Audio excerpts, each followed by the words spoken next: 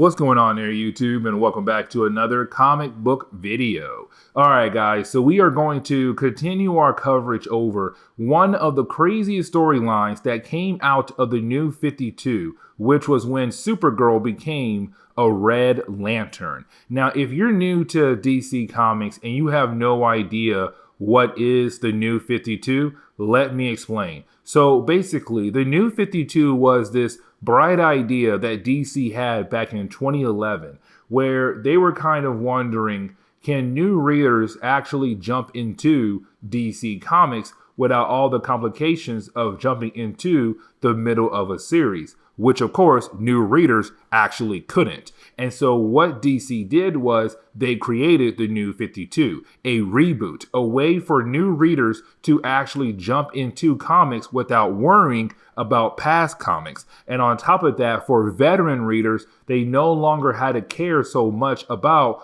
what happened in the past for a current story to basically make sense. Now, when it came to Supergirl, though, Supergirl was more angrier than usual.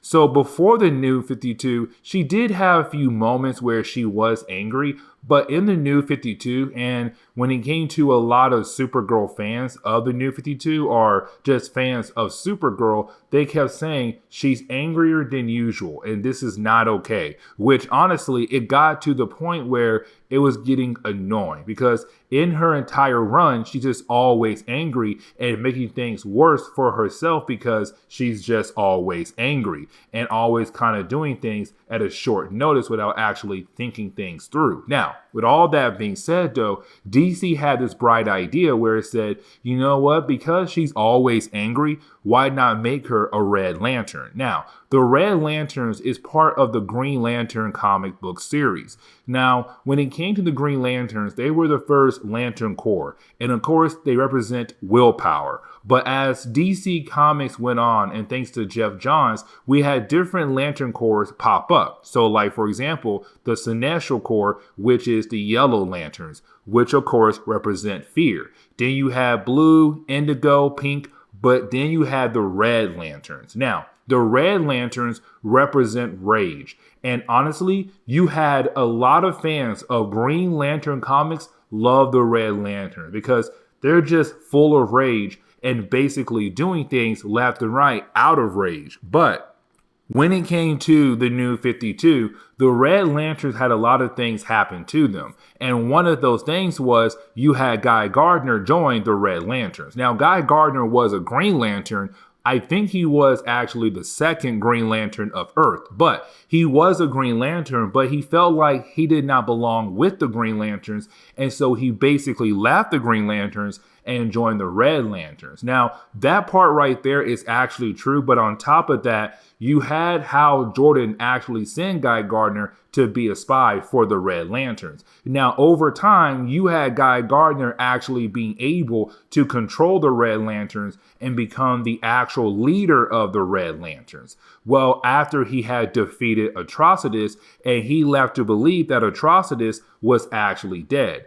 Only to kind of find out that Atrocitus is not dead. But Atrocitus, before he was supposedly killed off, he made 9 new Red Lantern rings. And he sent those Red Lantern rings out there to basically find new Red Lanterns to help his numbers and to take back the Red Lantern Corps away from Guy Gardner. Now, one of those rings went to, of course, Supergirl. Now, another ring went to somebody who was already recruited by Atrocitus. But then the third ring found somebody in our last video. And so you have Guy Gardner say, we have to find these other new Red Lanterns. Hopefully we can recruit them on our side and then use this army to actually stop Atrocitus one more time. And so they went to go find this third new Red Lantern before Atrocitus could actually find him. The problem is, though, when they get there, they get word that Atrocitus is also there.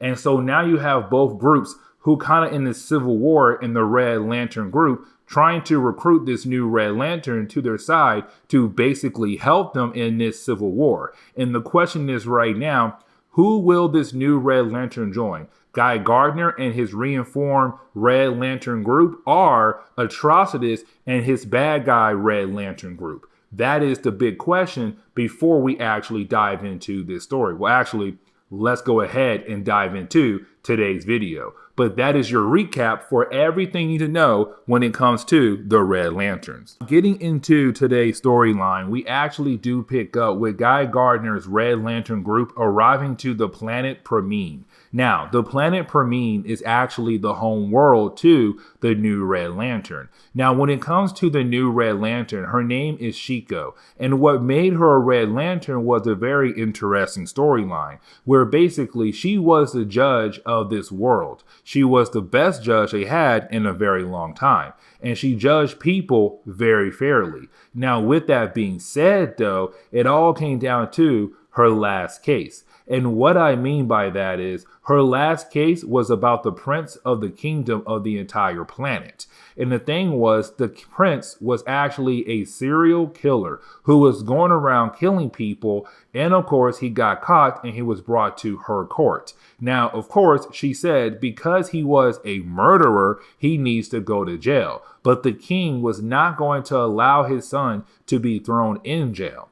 And so the king had the court officer actually turn around and shoot the judge, which was Shiko, to kill her off, to hopefully get a new judge to basically rejudge the prince's case to hopefully let him go. The problem was, though, that moment right there made her a Red Lantern because she realized that when it comes to her world, there's so much injustice. And so when Guy Gardner and his Red Lantern group actually arrive to her world, they see that she has caused a whole lot of destruction on her world because she's going around right now judging people left and right.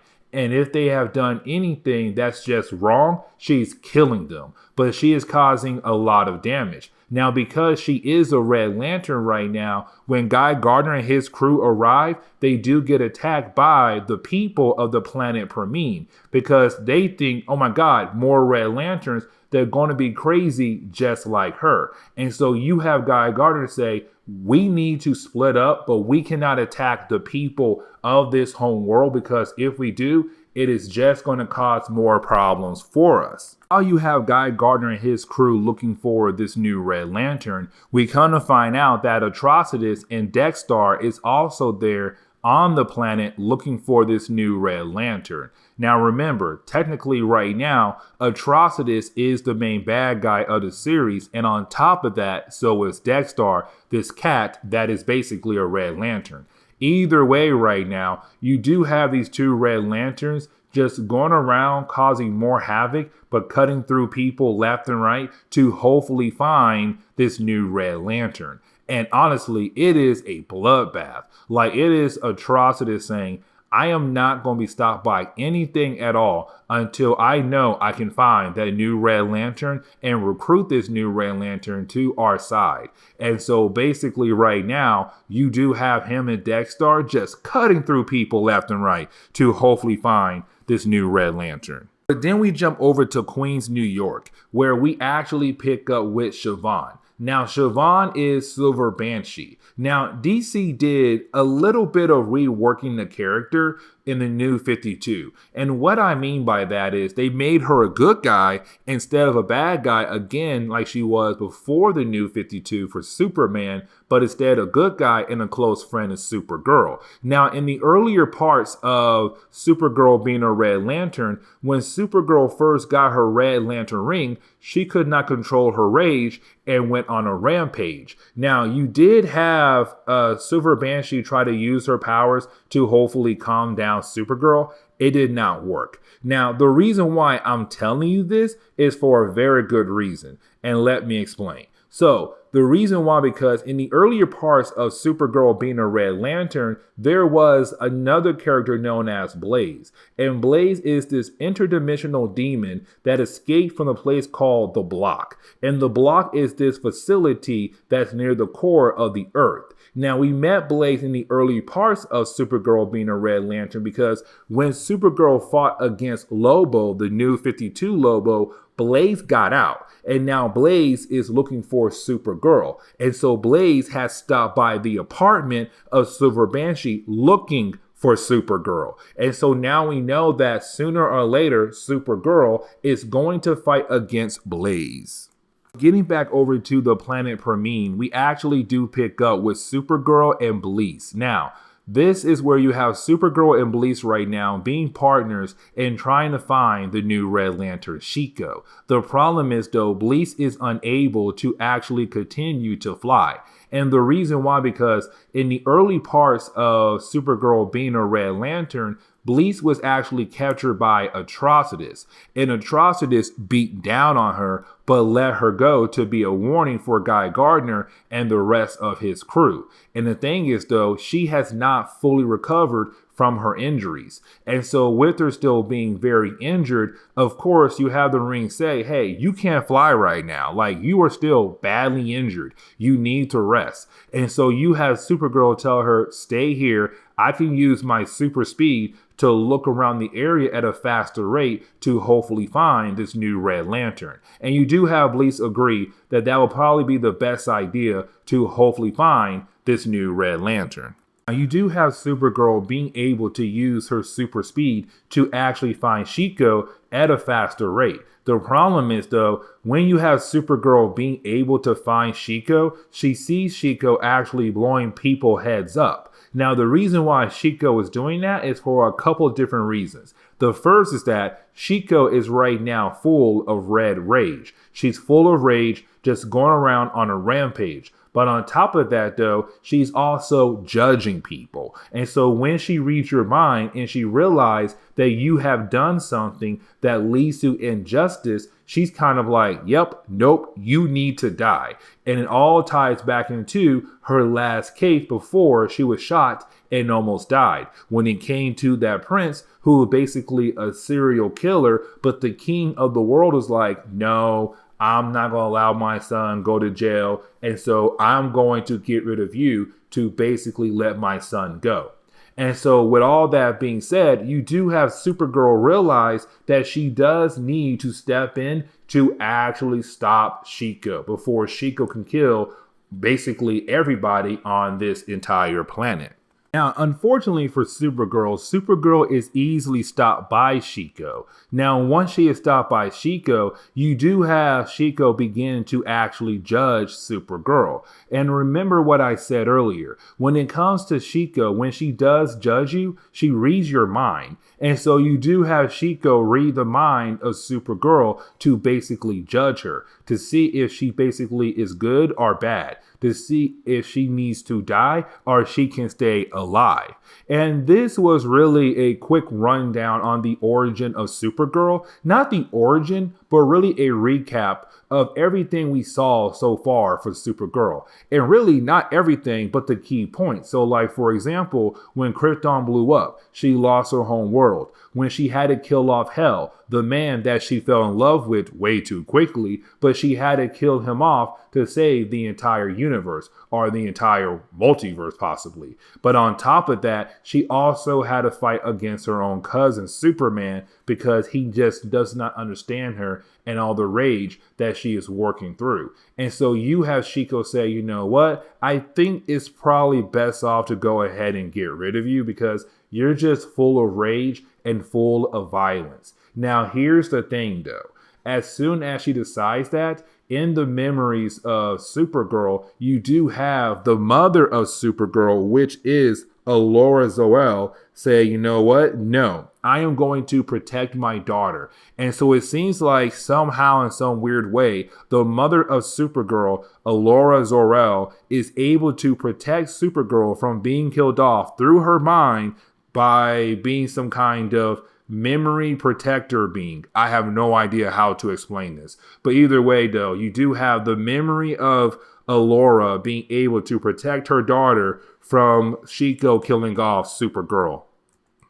Once Shiko is actually done judging Supergirl, you have Shiko say that basically Supergirl is innocent. Now, what made Shiko change her mind on the judgment of Supergirl is that when it came to Alora Zor-El actually kicking Shiko out of the mind of Supergirl, it was Shiko realizing that if Allura is this memory that Supergirl has, but Allura was this great person, that means in some kind of way, so is Supergirl. Because Allura is part of Supergirl. Because Allura was the mother of Supergirl, and she helped raise Supergirl the correct way, which means that Supergirl is actually innocent. Now, you do have Shiko tell Supergirl to go ahead and leave because she has to judge other people. Now, you do have Supergirl realize that Shiko is not the same as other Red Lanterns when they become Red Lanterns at first. And what I mean by that is usually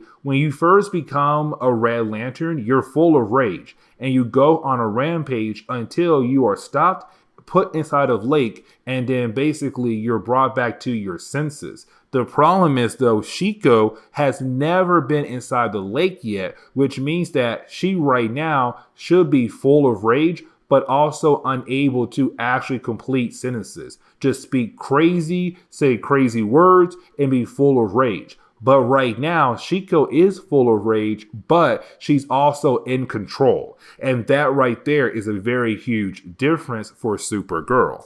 But then we jump over to a different area in space where we actually do pick up with the Diasporians. Now, the Diasporians is actually a race of aliens who go around the universe attacking different planets to make them stronger. And what I mean is that if you are a weak planet and you are attacked by the Diasporians, the reason why they do attack you is to make you stronger so that in the future, if anybody else does attack you, then they cannot actually defeat you. And so when it comes to the Diasporians, they're trying to make you stronger. But in the earlier parts of Supergirl Red Lantern, well, Supergirl and the Red Lanterns had actually stopped the Diasporians from attacking a different planet. And so ever since then, the Diasporians want to go back and get revenge against Supergirl. But we kind of find out the Diasporians are being led by a world killer. World Killer 1. Now, World Killer 1 is actually a weapon that was made by Krypton. Weapons that were made by Supergirl's father for Krypton. And so now we see the World Killer 1 being here, and he's the one in charge of the Diasporians. He's kind of like, listen, we are going to attack the Earth as a way to get revenge against Supergirl for stopping you guys from being able to accomplish your mission earlier. And so getting into the next chapter, we actually do see that Atrocitus was able to find Shiko. Now, when he does find Shiko, this is actually Atrocitus trying to recruit her, to make her join his side. Now, while he is trying to recruit her, the way he does it is allowing her to actually judge him. Now, because remember, right now, she's going around the planet judging people to see if they're good or bad. And so when it comes to Atrocitus, she's kind of like, I want to judge you and see if you're actually good or bad. And so when she does judge him, she's like, you're a monster. Like, if you were part of my race, part of my people, you'll be considered as a monster because Atrocitus has done a lot of horrible things to the universe. But here's the catch though. For Atrocitus, everything he did was for the betterment for himself, the Red Lantern, or anybody else he actually cared for. And so when it comes to Shiko, she's kind of like, to you, you believe that everything you did was for the betterment of yourself or for your people. So honestly, you don't think you did anything wrong. And then you have Atrocitus say, well, also on top of that, I'm not part of your race. I'm not part of your people. And so even though if I was, I would be considered a monster. But here's the thing. I'm not part of your race or your group. I'm something better, a Red Lantern. And so are you. You're now a Red Lantern. And so you need to decide to stay here or come with us. But then we pick up with Guy Gardner's group. Now with Guy Gardner's group, right now they're regrouping and trying to figure out how they're going to stop Shiko and hopefully have her join their side. And so right now, you do have Supergirl say she has a great idea to hopefully calm down Chico and to hopefully have her join their side. And so what she does is that she goes back to the spaceship that had brought the Red Lantern group here to the planet, and on their spaceship they stored a good amount of the Lake of Yzmot. Now the Lake of Yzmot is basically the lake that is used to help a new Red Lantern have full control of their body again, of their senses. Because usually when you first become a Red Lantern, you are completely insane. Now for Chico, she's only partially insane.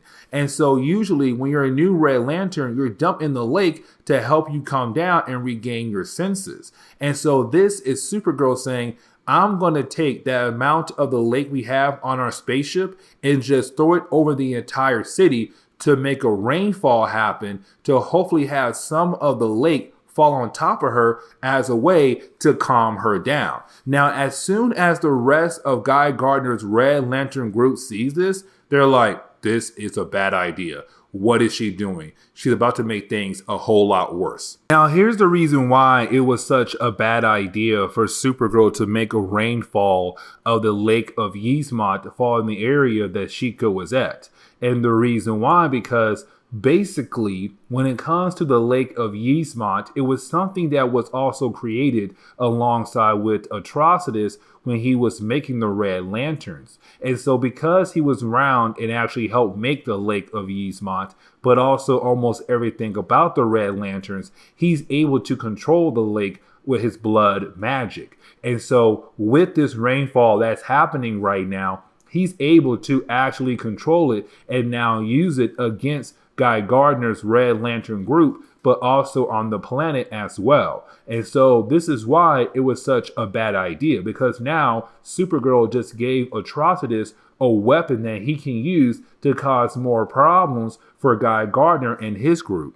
And so you do have Guy Gardner group freak out because they're like, look what you did. Now this man is able to control the water of the Lake of Yzmot and basically use it against us, but also the people of this planet. What were you thinking? Supergirl, it's just you, once again, just not actually thinking things through before you actually go and do something. And then you have Supergirl wanting to fix this problem, and so she does something else to make things even worse. Because she is Kryptonian, let's not forget that, she also have other powers besides the Red Lantern ring. And so she does use her heat vision to basically set the water tornado, the Lake of Yzmot tornado that Atrocitus had made on fire. And that right there did stop Atrocitus from being able to actually control the lake. But the problem is, though, now you have this fire tornado going around the planet. And so now Guy Gardner and his group are once again upset with Supergirl. Because it's Supergirl once again doing something else, but not actually thinking things through before she actually does something else. And so right now, you do have Guy Gardner Group say, we have to come together and hopefully use our abilities of our rings and maybe a little bit of magic to hopefully stop this thing from destroying this entire planet. And of course, you do have the group being able to actually do it. But again, this all could have been avoided if Supergirl would have had just chill out and not just run head first into things and make things even worse for her group. Now, Supergirl's plan was not a complete fail. And what I mean by that is, with Supergirl basically making a rainfall with the Lake of Yzmot, some of that water did hit Chico. And because that waterfall did hit Chico, it was able to calm Chico down. Now, here comes the next important part, though, because now it's time for Chico to decide which group she's going to join. Atrocitus or Guy Gardner. Now, you would think that this would be the section where you basically have Chico sit down with both groups, then judge both groups to kind of decide which group is actually better, but she doesn't. She automatically joins Guy Gardner's group, but she has a good reason why. Because she already judged Atrocitus earlier. And because she did judge Atrocitus earlier, she got an idea of what Atrocitus is like. But when it comes to Supergirl and her group, Guy Gardner's group, she did judge Supergirl and she realized that Supergirl is innocent. but she also realized that when it comes to the Red Lanterns, most of the Red Lanterns are not innocent. And so right now is her saying, I am basically going to judge your group by watching over your group as you go on different missions to decide if you're good or bad. That is how I am going to judge you. And so if you guys line up to Supergirl, meaning that you are just as innocent as she is, then basically that means you guys are good as her and I'll ding on your crew for sure. And so right now is her saying, I'm joining you guys for that only reason right there. Now, you would think that Guy Gardner would go ahead and actually try to stop Atrocitus before Atrocitus is actually able to leave. But then you have Atrocitus remind Guy Gardner about Rancor. Now, Rancor is another Red Lantern from Earth.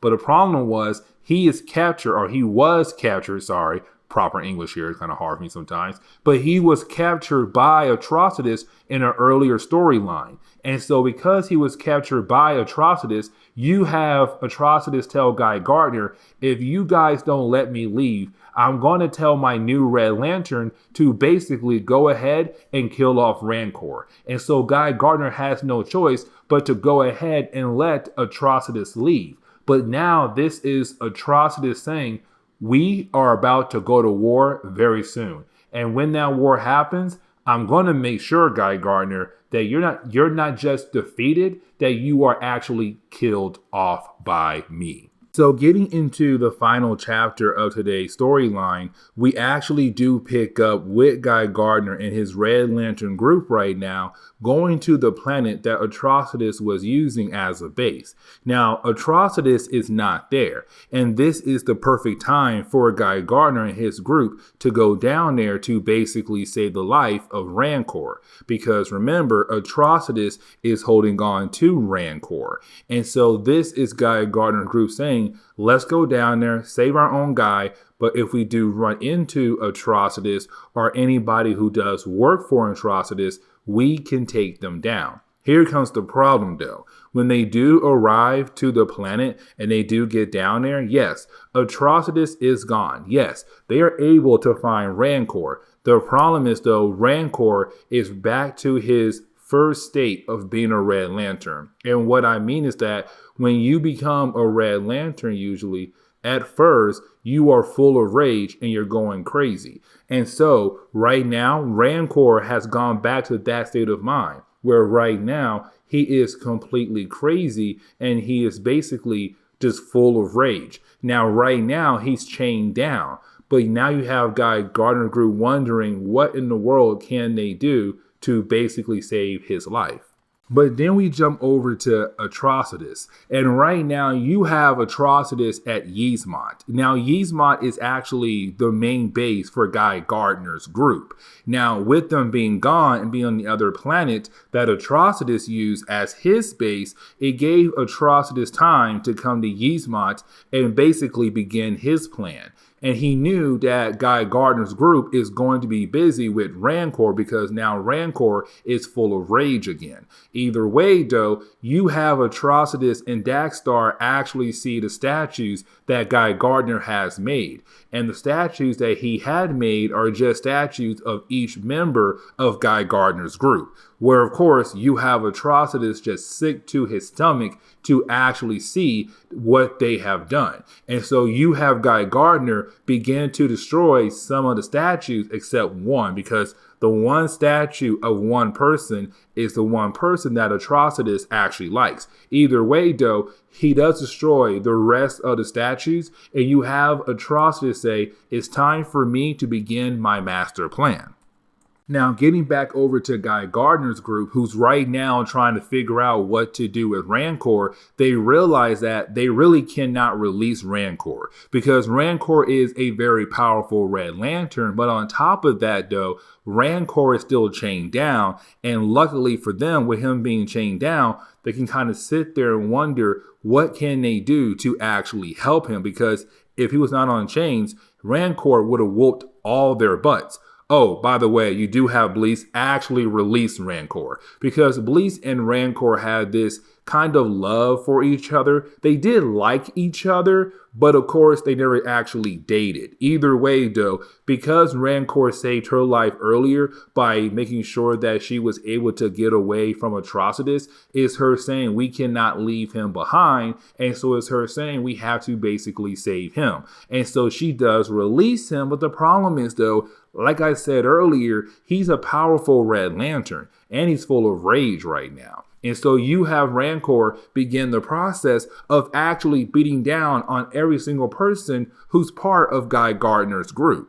But getting back over to Atrocitus, we do see what Atrocitus is actually planning to do, which is that he's planning to poison the Lake of Yzmont. Now, the Lake of Yzmont is what Red Lanterns actually use to kind of help new Red Lanterns calm down. Now, honestly, the Lake of Yzmont is only one of the many ways the Red Lanterns can actually use to help new Red Lanterns to calm down.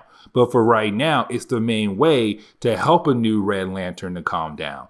Either way, though, right now, you do have Atrocitus say, because Guy Gardner is trying to go out there and save new Red Lanterns and to hopefully make them good, he needs the Lake of Yzmont to kind of help him be able to help those new Red Lanterns calm down. But without the Lake of Yzmont, that now takes that ability away from Guy Gardner to actually be able to help new Red Lanterns to calm down. And so it is Atrocitus saying we're using the Lake of Yzmont as a way to cripple the forces of Guy Gardner.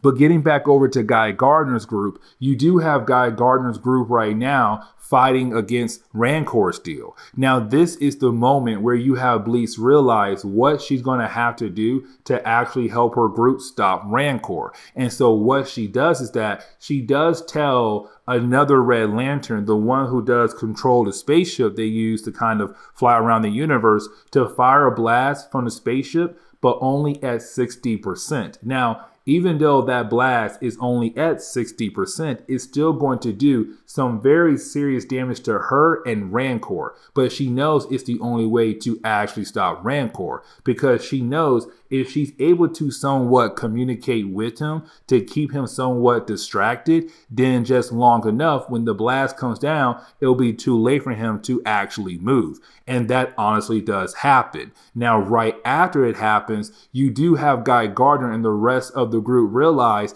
they have to get Bleach and Rancor out of here because they're now both seriously injured. But when Guy Gardner's group actually arrived back to Yzmont, they do see that Atrocitus was there. He did destroy the statues they had made, their power battery, but also destroyed the Lake of Yzmont. And so now they have to find a different way to help out Rancor. Because remember, the Lake of Yzmont is a way to help new Red Lanterns calm down. But with Rancor, he went back to the first stage of a Red Lantern, where they're full of rage. They need a Lake of Yzmont as a way to calm down. And so you do have Guy Gardner tell one of the Red Lanterns to find a way to fix Rancor, but to also help Bleach out as well because she's badly injured. Now, you do have Guy Gardner tell Supergirl that she needs to leave. Now, the reason why he is doing this because he knows that this is going to lead into a very big battle between him and Atrocitus, and he does not want Supergirl around in that battle because to him, Supergirl is just a kid. Now, honestly, I want to say Supergirl is kind of like 18, 19 years old. I could be wrong. Either way, though, is him saying, I don't want to be the reason why you die. You are still young and you still have the ability to live a great life. And this war, you were never actually part of this war. It was something you were just brought into on accident, but I really feel bad if you stay behind or stay with us and you die. And so it's him saying, go out there, live a normal life, get away from this mess right now. And so you do have Guy Gardner tell Supergirl to leave, and she does leave. But for Guy Gardner, it's now time for him and his group to actually get ready for their big battle against Atrocitus. But this is where we are going to end today's comic book video. So with that being said, please leave me a like down below and subscribe. Also, If you have any suggestions on books I should read, well, please let me know in the comments below, because you never know, your suggestion could be a future video down the road. But guys, I'll see y'all next time. Later.